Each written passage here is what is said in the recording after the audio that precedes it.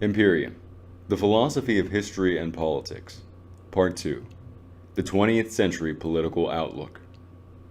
Men are tired to disgust of money economy. They hope for salvation from somewhere or other, for some real thing of honor and chivalry, of inward nobility, of unselfishness and duty. Spengler. The time for petty politics is past. The next century will bring the struggle for the dominion of the world, the compulsion to great politics. Nietzsche, 1885. Introduction. The distribution of powers in the first two world wars was grotesque. The way it was occasioned is examined elsewhere. The results of these two wars were consequently grotesque. In both of them, the outlook of the 19th century was apparently victorious. Superficially, it was indeed, but actually, such a thing is impossible. Owing to the organic nature of a culture, as well as of the nations it creates, the past cannot triumph over the future. The alternatives are always only two in organic life, either forward development or sickness and extinction. The Western civilization was not extinguished by these fearful conflicts, even though its existence was brought to the lowest possible point politically.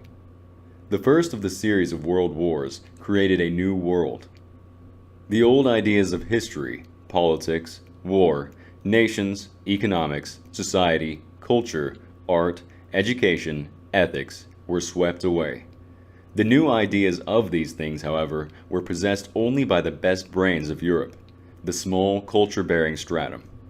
Unfortunately, the political leaders in Europe immediately after the First World War, save one, did not belong to this stratum.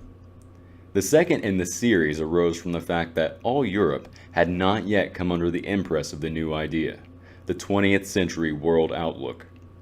Half of Europe continued to play the old-fashioned, fatal game of petty statism.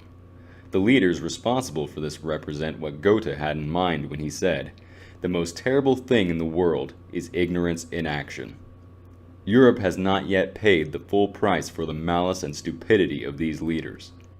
Nietzsche had wished to see such an increase in the threatening attitude of Russia that Europe would be forced to unite, to abandon the miserable game of political nationalism, petty statism. Not only did this happen politically, it happened culturally. Russia seceded totally from Europe and returned to Asia, whence Peter the Great had dragged it.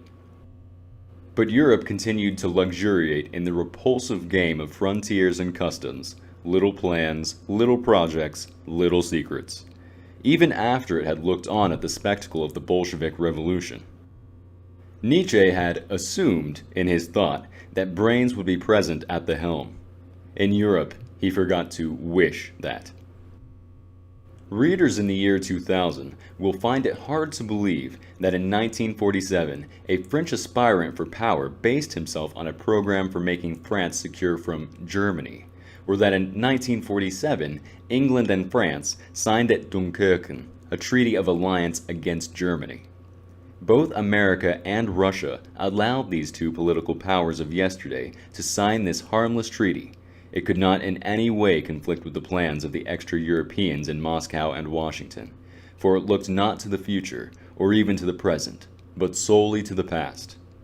Is it possible that the people who prepared and signed this treaty were under a collective hallucination that the year was 1750, 1850, or in any other century? When politicians become subjects of confusion, their countries must suffer. Such things could not happen. Europe could not have reached such a low if the new outlook on politics, the organically necessary outlook, had been clearly present in the ruling stratum in every European land. This new outlook, which becomes automatically the view of anyone who understands it, is now formulated here for the first time in its entirety. The word politics itself has been subject in recent history, say, since 1850, to a deep misunderstanding. Two things are responsible. First, the economic obsession of the nations of our civilization during the 19th century. Second, the culture-distorting influence of America on certain European areas. The economic obsession gradually developed into the view that politics was something outmoded, that it only reflected preceding economic realities, that ultimately it would pass away. Thus, war came to be regarded as an anachronism. In America, because of the special conditions which prevailed there, unique in Western history, the word politics came to mean adherence to a group or an idea from a chicane motive. American politicians continually accused one another of engaging in politics. This meant that politics was regarded as something unnecessary, something dishonest, something that could and should be done away with. This was in very truth their understanding of the word. This deep misunderstanding of the nature of politics in Europe grew because of the extraordinarily long period of peace among the European nations between 1871 and 1914. This seemed to prove that war and politics were gone. The idea was so deeply fixed that 1914 only seemed to be the exception that proved the rule. There was also a mental necessity on the part of weak heads in Europe and America to regard the 1914 war as the last war. Nor did 1939 change this. Again, there was a last war.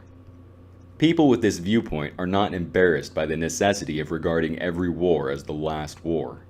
To an ideologist, his theory is normative. It is the facts which go askew. The time has come when persistence in this sort of mental legerdemain must cease. Politics is not a subject for logical exercises, but a field for action in the spirit of the age.